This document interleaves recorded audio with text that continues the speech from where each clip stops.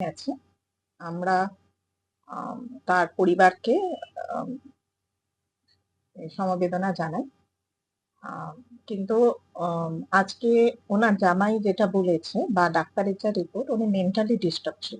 মানে উনার আম ব্রেন একটু খারাপ, অনেকদিন ধরেই খারাপ আছে ব্রেনটা। উনি মাঝে, মাঝে বাড়ি থেকে নিখোঁজ হয়ে যেতেন। তা বাড়ি থেকে উনি চলে এসেছিলেন বাড়িতে কিছু না বলেই। যেটা সংবাদ মাধ্যমে বলা হচ্ছে যে ওনার বাড়ির লোক ভর্তি করে গেছে। ভর্তি করে যায়নি কেউ। উনি গেটের সামনে এসেছিলেন, বলেছে পেটে যন্ত্রণা হচ্ছে। তখন স্থানীয় কিছু যুবক এসে ওনাকে হসপিটালে দেখাতে নিয়ে আসে। তা দেখাবার পরে ওষুধপত্র দেয়া হয়। দেয়ার পরে উনি যারা ভর্তি করতে এবারে যারা দেখাতে এনেছিল তারা চলে গেছে। এবার যথারীতি ওনার কোথায় বাড়ি, কি বাড়ি হসপিটাল থেকে আম খবর পাইনি। তা রাত্রির বেলা ওরকম একজন পেশেন্ট উনি বেঞ্চের উপরেই শুয়েছিলেন। ডাক্তারবাবুরা দেখা যাচ্ছে যেটা যে ইনজেকশন-টিনজেকশন দিয়েছেন। আমি রেজিস্টার খাতাও দেখেছি যেখানে ভর্তি উনি হননি। এবার সেই জায়গায় দাঁড়িয়ে ইনজেকশন দিয়ে ট্রিটমেন্ট করা হয়েছে। এবার যেহেতু এটা ছোট হসপিটাল, এখানে কোনো গার্ডও নেই। সিকিউরিটি বা গার্ড কিছু নেই। যেটা বড়, বড় হসপিটালে গার্ড থাকে বা সিকিউরিটি থাকে। এখানে তো অত বড় হসপিটাল না, গ্রামীণ হসপিটাল।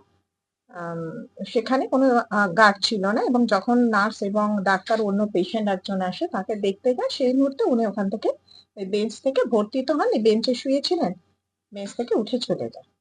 চলে গিয়ে বাইরেও অনেকক্ষণ বসেছিলেন। মানে বাইরে এবার অনেক পেশেন্ট আছে, এরকম তো মেন্টালি পেশেন্ট অনেকেই ভেতরে ঢোকে বেরোয়। হসপিটালগুলোতে এরকম থাকে। তারপরে একটু বেলা হতে উনি ওই 6:30টার সময় করে গেটের বাইরে যান এবং সেখানে উনি স্থানীয় যারা আছে দেখেন উনি ঘুরছেন এবং ওখানেই ওনার স্ট্রোক হয়। স্ট্রোক হয়ে এখন রিপোর্ট যেহেতু আসেনি আমি বলব না স্ট্রোক হয়ে মারা গেছে। উনি মারা যান। বিষয়টা এটা হয়েছে এবং পোস্টমর্টম করা হয়েছে। আজকে রিপোর্ট পাওয়া যাবে। কালকে দেহ নিয়ে চলে এসেছে। আ দাহও হয়ে গেছে এবং যা, যা রিপোর্ট আ হবার তা আইনত হবে এবং যেহেতু একটা কমিটিও গঠন হয়েছে তারা দেখুক এসে যে কতটা কি গাফিলতি আছে না আছে। আম আমি এই হসপিটালের যেহেতু চেয়ারম্যান আমারও দায়িত্ব বর্তায়। আজকে আমি এসেছি। বিএমএইচ স্যারের সঙ্গে কথা বললাম, ডাক্তারবাবুদের সঙ্গেও কথা বলেছি। আ যেহেতু মেন্টালি পেশেন্ট ছিলেন উনি, সেহেতু উনার বাড়ির ঠিকানা বা কিছু উনি বলতে পারেননি সেই মুহূর্তে। ট্রিটমেন্টও হয়েছে কিন্তু উনি উঠে চলে গেছেন তখন কিন্তু ডাক্তারবাবু বা নার্সরা ভেতরে ঢুকেছে সেই মুহূর্তে বেরিয়ে গেছে। বেরিয়ে গিয়ে বাইরের একটা টুল এর মতো ছিল সেখানে উনি বসেও ছিলেন। দেখেওছি। এবার সেই জায়গায় দাঁড়িয়ে আমি যে কমিটি হয়েছে তারা ইনকোয়ারি করুক। যদি কোনো হসপিটালে গাফিলতি থাকে, আমাদের মুখ্যমন্ত্রী সবসময় তো ন্যায়টাই করেন। নিশ্চয়ই তার স্টেপ নেবে। এ বিষয়ে আমার কিছু বলার নেই। তবে আমি বলব যারা এখানে আম ভিডিও করেছে বা যারা এখানে বক্তব্য রেখেছে, আমি তাদের আ সম্পর্কে অনেক রিপোর্ট আছে। যারা ধরুন হসপিটালের এই আশেপাশে ঘুরে বেড়ায়, যখন এই হসপিটালটা নতুন করে তৈরি হয়, তখন কিন্তু সেখানে তোলাবাজির একটা রিপোর্ট ছিল। মানে তারা এসে ধমকায়, চমকায় যে আমাদের টাকা দিতে হবে, নাহলে হসপিটালের কাজ করতে দেব না। সেক্ষেত্রে আমরা কিন্তু সেটাকে হস্তক্ষেপ করি যে না, হসপিটালের কাজে টাকা কি? এটা তো হতে পারে না। কোনো অভিযোগ মানে কোনো পদক্ষেপ নিচ্ছেন?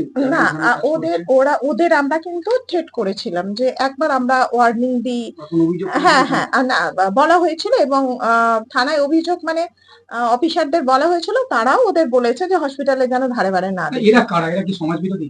সমাজ বিরোধী বলতে যেটা বোঝায় সেটা আমি বলবো না। কিন্তু যেটা হয় এলাকায় কাজ করতে গেলে একটুখানি এসে বাধা বিপত্তির মুখে হ্যাঁ, দাঁড়াতে বাধা বিপত্তির মুখে দাঁড়াতে হয় সেটা হয়েছিল। কিন্তু আমরা ডেকে তাদের বেশ রীতিমতো আমি নিজেই তাদের বলি যে এগুলো করা যাবে না। সরকারি কাজে তোমরা এত সাহস পাও কি করে? এরপরে কোনদিন যদি বাধা আসে আমরা কিন্তু আইনের ব্যবস্থা নিতে বাধ্য হব। রাজনৈতিক দলের কর্মী?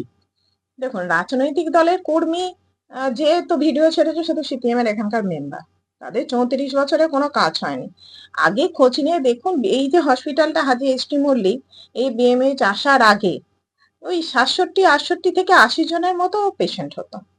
এখন আপনি ঢুকে দেখুন হসপিটালটা যেভাবে সাজানো হয়েছে মুখ্যমন্ত্রীর উদ্যোগে, মাননীয় মুখ্যমন্ত্রীর উদ্যোগে এবং বিএমএইচ আসার পরে এখন প্রায় আপনার 300 থেকে 400 রেগুলার পেশেন্ট আসে। পূর্ণভাবে একটা সংবেদনহীন সরকারই এই কাজ করতে পারে। পশ্চিমবাংলার স্বাস্থ্য পরিষেবা এমনিতেই যা অবস্থায় আছে তার উপরে একটা আরও উদাহরণ আজকে হাওড়া জেলায় আমরা দেখেছি। হসপিটাল কর্তৃপক্ষ কিছুতেই কিছু বলতে পারছে না। স্বাস্থ্য অধিকারী বলছেন সিএমওএইচ যে উনি খতিয়ে দেখবেন, তদন্ত করবেন। এর আগেও আমরা দেখেছি সারা পশ্চিমবাংলা জুড়েই যে স্বাস্থ্য পরিষেবা সেটা পূর্ণভাবেই ভেঙে পড়েছে। কোনো জায়গায় কিছু নেই, কোনো হসপিটালে ঠিক করে পরিষ্কার পরিচ্ছন্ন অবস্থা নেই, বেড নেই, ওষুধ নেই, ডক্টর নেই। এবার এই একটা অমানবিক দৃশ্য আমরা দেখলাম যে একটা পেশেন্ট হসপিটালে মারা গেছে, তার বডি হসপিটালের বাইরে রাস্তায় ফেলে দিয়েছে। এই পুরো বিষয়ের আমরা চাইছি